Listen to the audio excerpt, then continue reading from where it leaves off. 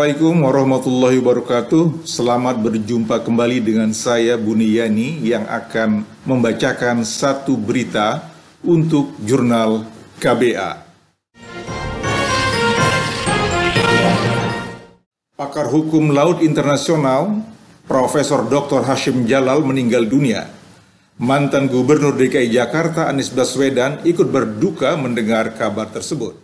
Jadi perlu diikutsertakan negara-negara berkembang di dalam pengelolaan dasar laut samudra itu, dalam pengelolaan mineralnya terutama dasar laut itu. Hasyim Jalal, diplomat senior dan ahli hukum laut internasional, yang juga ayah dari mantan Wakil Menteri Luar Negeri dan mantan Dutas Besar Indonesia di Amerika Serikat Dino Pati Jalal, wafat dalam usia 90 tahun pada tanggal 14 Januari ini. Pemakaman almarhum di Taman Makam Pahlawan Kalibata, Jakarta Selatan, dipimpin oleh Menteri Luar Negeri Sugiono. Kami dari Keluarga Besar Kementerian Luar Negeri merasa kehilangan.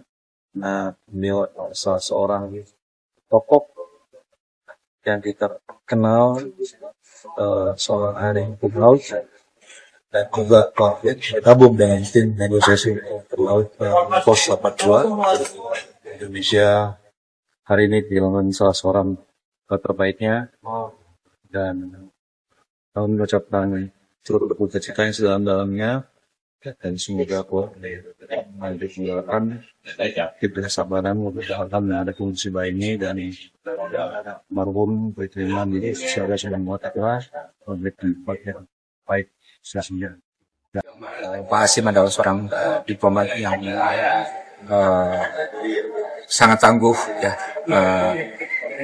Hasil dari dedikasinya adalah ditandatangani UNCLOS, United Nations Convention on Law of the Sea, tahun 1989, yang mengukuhkan luasan Nusantara sebagai bagian dari hukum internasional. Kan sebelumnya tidak ada. Sebelumnya ditentang oleh negara-negara maritim dan sebagainya. Dari Pak Hasyim bersama Pak Mokhtar dan banyak lagi diplomat lainnya berjuang mati-matian selama 30 tahun itu. Akhirnya tercapai mimpi. Dan saya mengenal beliau sebagai ayah yang baik, orang yang cinta ilmu, mempunyai leadership yang bagus. Dari Kemlu pun sampai sekarang orang masih mengenal leadership beliau dan legacy beliau, dan kita harapkan inti jasa-jasa beliau negara bisa dikenang dengan baik. Sakit sudah lama, udah 2 kali kena COVID, survive Pak Menlu. Habis itu kemarin dikasih tahu ada kanker prostat, tapi beliau bilang ini tidak akan mengalahkan saya. Justru meninggalnya bukan karena kanker, karena komplikasi lain. Jadi benar-benar fighter. Dan tadi juga saya cerita ke Pak Menlu di hari-hari terakhir itu walaupun sudah kalau bicara udah menggumam gitu, selalu mengenai politik luar negeri, selalu mengenai hukum laut internasional. Jadi memang benar-benar ada di darah daging beliau dan DNA beliau diplomasi.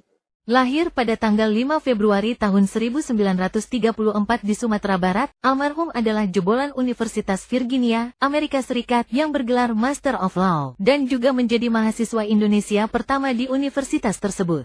Karir Hasyim cukup cemerlang. Almarhum pernah menjabat sebagai Duta Besar Indonesia untuk PBB, Duta Besar di Kanada, Duta Besar di Jerman, dan juga pernah menjabat Duta Besar keliling pada masa pemerintahan Presiden Soeharto dan B.J. Habibie. Hasyim juga dipercaya untuk duduk sebagai anggota Dewan Maritim Indonesia, Penasehat Senior Menteri Kelautan dan Perikanan, dan Penasehat Kepala Staf TNI Angkatan Laut, serta di Kantor Menteri Percepatan Pembangunan Indonesia Timur, Ketua dan Presiden Otoritas Dasar Laut Internasional. Selain itu, almarhum adalah penulis buku berjudul Indonesian Struggle for the Law of the Sea dan Preventive Diplomacy in Southeast Asia, Lesson Learned. Sai in Southeast Asia, setelah pensiun tahun 1994, dia masih aktif menulis buku dan artikel di berbagai media, serta berbicara di berbagai forum tentang masalah hukum laut internasional. Juga, almarhum sempat sibuk melayani kontak dari kolega-kolega internasionalnya. Mantan Gubernur DKI Jakarta, Anies Baswedan ikut berduka mendengar kabar tersebut. Menurut Anies, Profesor Dr. Hasyim Jalal dikenal atas kontribusinya yang luar biasa, termasuk dalam perumusan UNCLOS.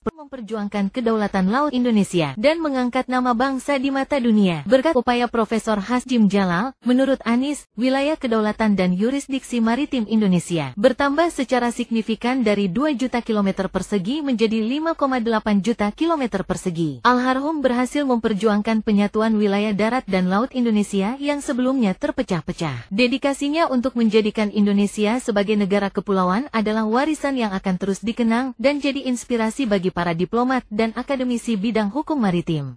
So my conclusion is, first, the prospect for Indonesia and ASEAN to cooperate with other countries in preventing and promoting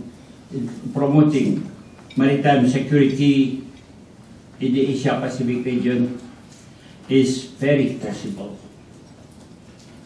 And I don't exclude that possibility at all. But it should be based on common and converging interest. That we cannot find common and converging interest, that's not easy to find. Adapun Konvensi Perserikatan Bangsa-Bangsa tentang Hukum Laut atau UNCLOS, juga disebut Konvensi Hukum Laut atau Hukum Perjanjian Laut, adalah perjanjian internasional yang menetapkan kerangka hukum untuk semua kegiatan kelautan dan maritim. Pada Oktober tahun 2024, 169 negara berdaulat dan Uni Eropa menjadi pihak. Konvensi tersebut dihasilkan dari Konferensi Perserikatan Bangsa-Bangsa tentang Hukum Laut ketiga atau UNCLOS III yang berlangsung antara tahun 1973 dan 1982.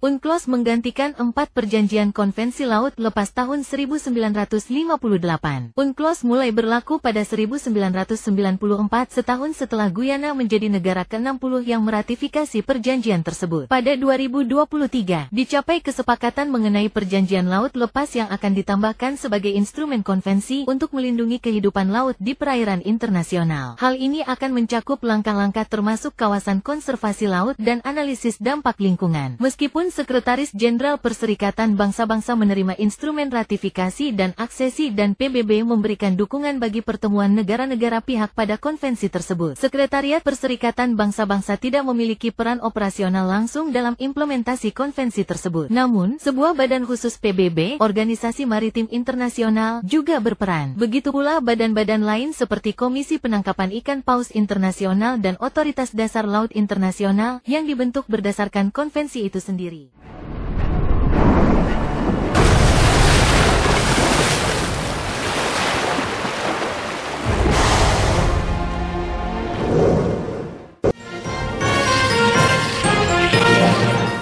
Demikian berita untuk kali ini, sampai jumpa pada kesempatan berikutnya.